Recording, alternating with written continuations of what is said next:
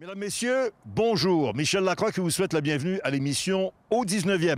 Un menu extrêmement relevé pour vous cette semaine. Tout d'abord, Claude Harmon, un des instructeurs vedettes sur le circuit PGA Tour, l'instructeur de Dustin Johnson, de Brooks Koepka, et également de Ernie Els. De la visite d'un passionné nul autre que le baron lui-même, Alain Chantelois.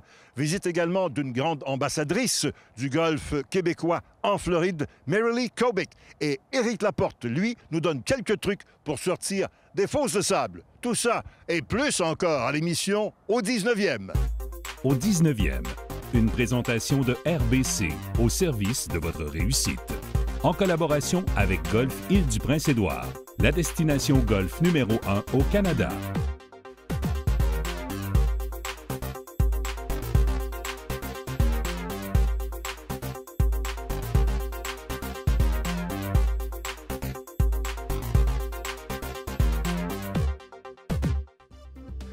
La rencontre de la semaine est une présentation du Club de golf Atlantide. Plongez dans le monde de l'Atlantide. En compagnie d'Alain Chantelois de RDS. Alain, bienvenue à l'émission au 19e. Merci beaucoup, ça va bien? Bien oui, ça va super. Comment la passion du golf est arrivée chez toi? Je sais pas si ma mémoire se rend jusque-là, mais moi, je suis natif de Terrebonne. Et puis, à 9-10 ans, on jouait au terrain de jeu. Mais à un moment donné, c'est toujours la même chose. Ça devenait une routine. Alors, mes parents venaient me reconduire ici au Club de golf de Terrebonne, juste de l'autre côté du Mirage. Puis, on venait cader. C'était là ou à Mascouche. Puis, ça nous donnait 50 sous pour la journée. Mais je ne veux pas dire qu'on n'était pas dans les jambes de nos parents, mais on faisait quelque chose. Dans ce temps-là, on était dehors.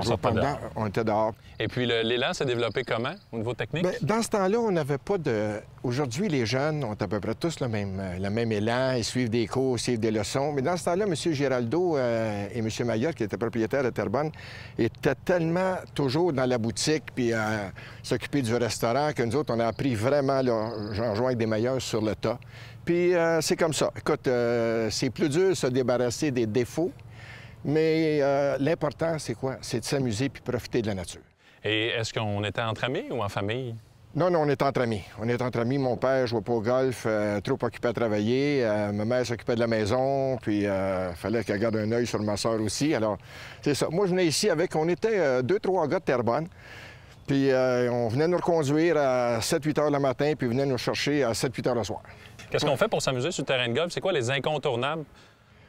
Bien, moi, juste le fait d'être dehors, de marcher, parce que je marche... l'année passée, j'ai joué 100 parties, j'ai dû en marcher au moins 90. C'est bon pour le tour de taille en vieillissant. Ça nous permet de prendre une petite consommation de plus après, mais de faire attention. Et là, tu es reconnu pour ton franc-parler, Alain. Oui. Le golf, est-ce qu'on est satisfait en tant qu'amateur de golf de l'évolution du golf professionnel, l'ère Tiger Woods qui laisse place au Dustin Johnson, Jordan Spieth de ce monde? Mais c'est Tiger Woods qui a pavé la voie. Si c'était pas Tiger, le golf n'aurait pas progressé aussi rapidement. Les bourses, la condition physique des joueurs, la détermination, la concentration. Et Tiger a tellement fait pour le golf que maintenant, bien, on se rend compte que presque à chaque semaine, souvent, il y a un nouveau gagnant. Il a élevé notre sport, finalement. C'est ça, c'est ça. Au niveau règlement, est-ce qu'il y a des règles qu'on devrait laisser de côté, selon toi, ou tout est beau de la façon que ça se joue présentement? J'ai un groupe le samedi, puis les gars sont pas mal stricts sur les règlements. Alors, à moins que ta balle soit sur le carpat ou tu as les pieds sur le carpat à un moment donné. Mais habituellement, là, on est très respectueux des règles. Puis si t'es pas respectueux, ton handicap va baisser, tandis que le mien monte depuis le début de l'année. Et le mental reste fort quand même, le 15e club, comme on dit? Pas toujours. Pas toujours. Mais on fait notre possible. On finit avec 3 petites questions à Birdie. Ta principale qualité sur un parcours de golf qui te permet de bien jouer? Pas l'élan certain, la détermination. Ça, c'est sûr. Un point à travailler? Oui, je rentre trop à l'intérieur, mais ça, comme Rémi Bouchard me l'a dit tantôt, on change pas un élan à 66 ans, on essaie juste de l'améliorer. Et lorsqu'on est au-dessus de la balle, s'assurer de faire un bon contact, d'avoir un bon rythme, à quoi on pense? Je vais dire la vérité. Oui. Il faut que je pense à rien. Parce que si je pense à quelque chose, je suis complètement fini. Bon, bien, on essaie. D'ailleurs, on dit toujours qu'il ne faut pas penser, on pense dans le champ de pratique, il ne faut pas penser sur un terrain. C'est bon, ça. Je vais essayer. On va mettre ça en pratique. OK. Excellent.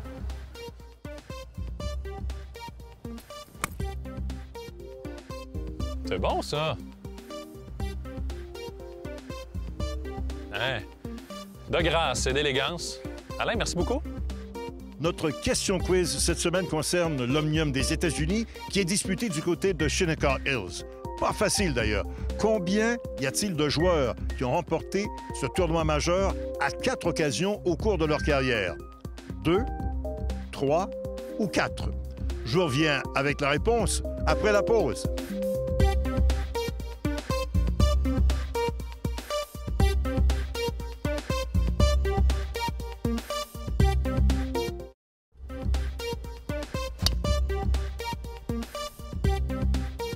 La question était combien de joueurs ont remporté l'Omnium des États-Unis 4 fois au cours de leur carrière? La réponse, 4.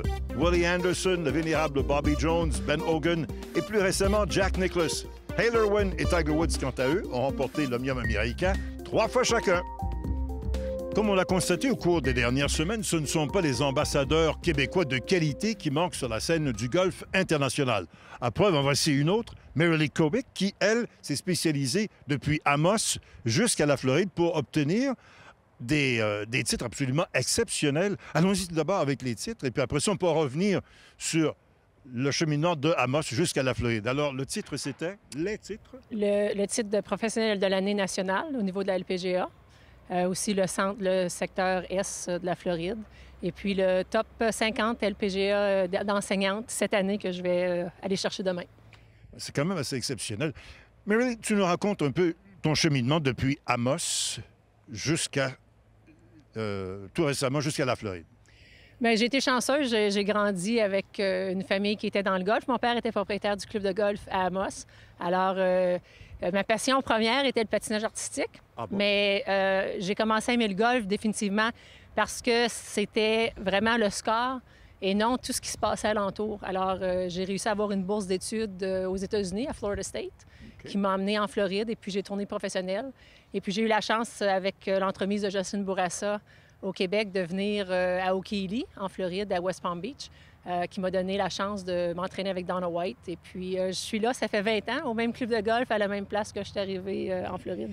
J'imagine que tu as vu une progression absolument exceptionnelle au cours de toutes ces années-là. Qu'est-ce qui t'a le plus marqué? Qu'est-ce qui a vraiment changé la face du golf pendant tout ce temps-là, selon toi? Je pense que l'ouverture à voir, surtout chez les jeunes, je pense que surtout nous, on est chanceux avec Palm Beach County. Ils sont très sportifs. Ils supportent beaucoup le développement junior. Alors, il n'y a aucun jeune dans notre district qui a aucune chance de jouer au golf avec les cartes et les possibilités qu'ils donnent. Je pense qu'il y a juste beaucoup plus d'ouverture, beaucoup plus de possibilités pour les jeunes qu'il y avait peut-être avant. Comme je dis, moi, j'ai été chanceuse à cause d'être à Amos, puis sans restriction, mais je pense que ça, c'est la plus grosse différence que moi j'ai vue du côté local à West Palm Beach. Marilee Kobik, merci beaucoup et félicitations encore une fois pour ce cheminement vraiment remarquable. Merci beaucoup. Alors, Jean-Sébastien Légaré, on est en compagnie de Claude Harmon III, le fils de Butch Harmon, célèbre instructeur sur le circuit PGA Tour. Claude, cette année, évidemment, a été élu par les revues Golf Digest et Golf.com comme l'un des meilleurs enseignants sur la planète, évidemment. Let's go back a little bit. You know, you've been put in the golf shoes really early with your dad. How is it to make your step, your own path, but knowing that you had some big shoes to fill in? Yeah, I mean, I'm, incredibly lucky, to come from a family that, my grandfather was a golf instructor, my father's a golf instructor, my 3 uncles. So, to be a part of what they've done, as the kind of the youngest of the generation of people that are teaching, it's, I always say to my dad, I always feel like when I come to tour events and, to come to major championships, I always feel like I'm wearing, the Harmon jersey, and, trying to fly the flag for what, everybody that, came before me did as a family. So, I thought a lot about that, when Brooks was winning the U.S. Open, and I thought a lot about, I was going to be able to add another chapter or, add to the fabric of what, we've been lucky enough to do as a family. Because when your dad's the best, you got a long way to go. So, and he's great at, not only encouraging me, but in a very fatherly, subtle way, he lets me know on a regular basis I've got a long way to go to kind of get to where he is. And, it's one of the things that, will always continue to drive me to be better.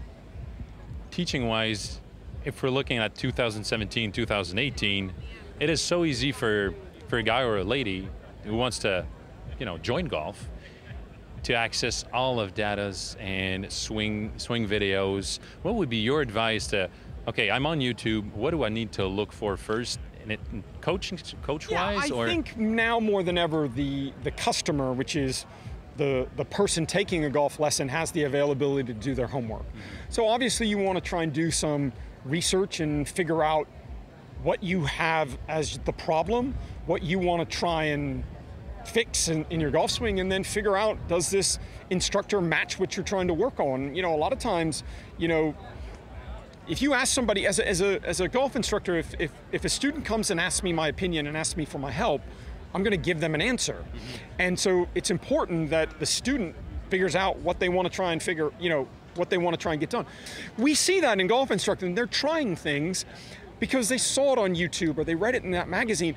That's great if you have that problem, but you know, if you're taking penicillin and you don't need to take penicillin, it's probably not going to be good for you. So a lot of what we do is golf instruction now, it is more accessible now than it ever has been. But I think the student, you know, do your homework, figure out what you want to try and do, what you want to try and accomplish, figure out if that person you're going to has helped people before and help people in your area. If you're a parent and you're trying to have your son or your daughter go see an instructor, figure out what that instructor's done. Have they helped junior golfers play better? Have they helped junior golfers play in an elite level? So whatever you're trying to have kind of or fix as your problem, I think you're always going to be able to find somebody out there. You just have to do your homework. See if they have a social media presence, see if they have a YouTube account, see if they're on Twitter, see if they're on Instagram, so you can kind of get their ideas and get their style. And I think it's a great time to be a student in golf instruction, for sure.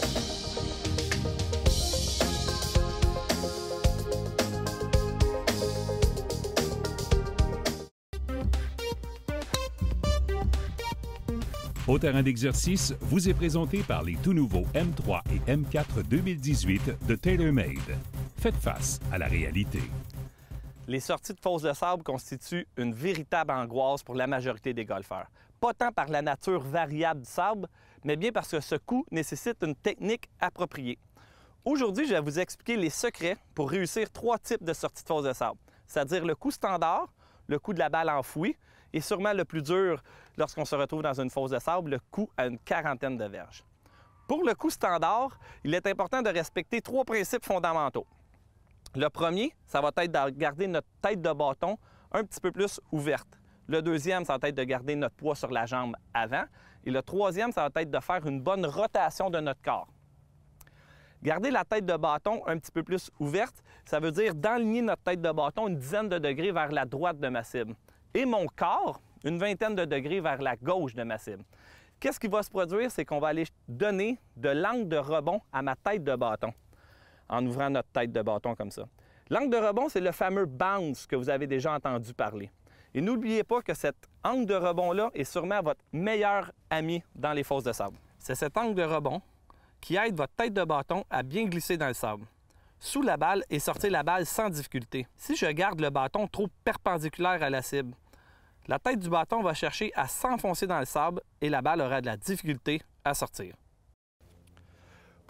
Deuxième point important pour jouer mon coup standard, il va être important de garder 60 % de mon poids sur mon côté avant au départ de mon mouvement, mais surtout tout le long de l'exécution de mon coup.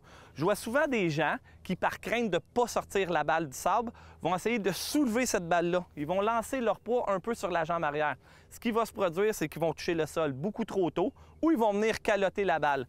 Puis le résultat, je peux vous dire qu'il ne sera pas optimal. Et pour ce coup, pensez à faire un mouvement rotatif avec votre corps. Pensez à tourner le tronc à la montée et à la descente. Tout ça, bien entendu, en gardant le poids sur votre côté avant. Ça va vous permettre de faire un élan agressif tout en laissant la tête de bâton glisser sous la balle. Voici un exercice qu'on peut faire pour améliorer nos qualités de frappe de balle dans la fosse de sable. Tracez 2 lignes parallèles à une distance d'une dizaine de centimètres. L'idée, c'est de frapper la première ligne, que notre bâton glisse jusqu'à la deuxième ligne. Allez-y de quelques mouvements répétitifs pour être certain que vous tapez toujours au même endroit le sable. Une fois que vous êtes en confiance et que votre frappe est régulière, allez-y avec une balle. Positionnez la balle entre les deux lignes et refaites le même principe, le même exercice. On tape la première ligne pour que notre bâton glisse en dessous de la balle et puisse sortir à la deuxième ligne. Vous allez voir une explosion parfaite et une balle qui sortira facilement de la fosse de sable. Maintenant, allons voir le coup de la balle enfouie. Maintenant, le coup si difficile, la balle enfouie. Pour réussir ce coup, il faudra ajuster notre technique un peu. Ça ne sera pas comme le coup conventionnel qu'on vient de faire. Il faudra que je change mes angles d'attaque. C'est-à-dire, au lieu d'utiliser un 58 ou un 60 degrés comme j'ai fait tantôt, pour ce coup-ci, je vais utiliser un 54 ou un 56 degrés. Aussi, il ne faudra pas que j'ouvre trop ma face de bâton. Il faudra que je garde ma face de bâton beaucoup plus perpendiculaire à ma cible. Pour être certain que le tranchant de ma lame de bâton puisse bien pénétrer dans le sol pour que la balle puisse sortir beaucoup plus facilement. Ça va ressembler un peu à un coup punché. Donc la face de bâton doit être plus perpendiculaire à la cible. La balle un petit peu plus vers le côté arrière et les mains vers l'intérieur de la cuisse avant. Armez le club en pliant les poignets et finir l'élan court et bas. Soyez certain que lorsque cette balle sortira du sable, la balle aura tendance à être basse et n'a pas vouloir s'arrêter. En réalité, beaucoup de gens pensent que ce coup est difficile, mais il est relativement simple. Pensez à un bon coup de hache dans le sable. Allons voir le coup à 40 verges. Pour réussir un coup à une quarantaine de verges, je vous conseille d'utiliser un cocheur intermédiaire, un 50, 52 ou 54 degrés. Voici ce qu'il faut faire pour réussir ce coup. Placez votre balle plus vers le centre arrière entre vos pieds. Les mains relativement vers l'avant, tout comme votre poids. Faites des 3/4 d'élan, pas plus haut que ça. La clé du succès, c'est d'avoir un élan rythmé du début à la fin. Il ne faut pas oublier de contacter la balle en premier et le sable par la suite. Frappez la balle en premier et le sable par la suite. La balle sortira facilement et va s'immobiliser très rapidement. Vous risquez même de voir de l'effet rétro si les conditions sont optimales. En terminant, n'oubliez pas que ce n'est pas nécessairement les sorties de fosse de sable qui sont difficiles. La plupart des golfeurs négligent d'aller pratiquer cet aspect du jeu. Donc, durant la prochaine saison, prenez le temps d'aller pratiquer vos sorties de fosse de sable. Et vous allez voir que vous allez trouver beaucoup moins de raisons pourquoi vous manquez vos coups lorsque vous êtes dans ces obstacles. Bonne saison et bon golf!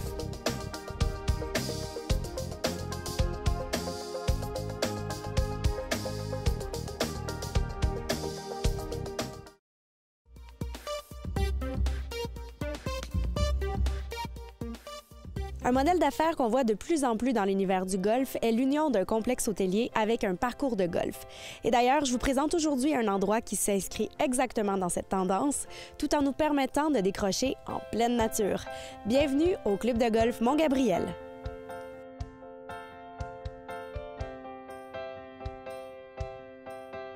Monsieur Lavallée, j'aimerais vous entendre sur l'histoire du club de golf Mont-Gabriel, parce que c'est une histoire assez particulière pour un club de golf.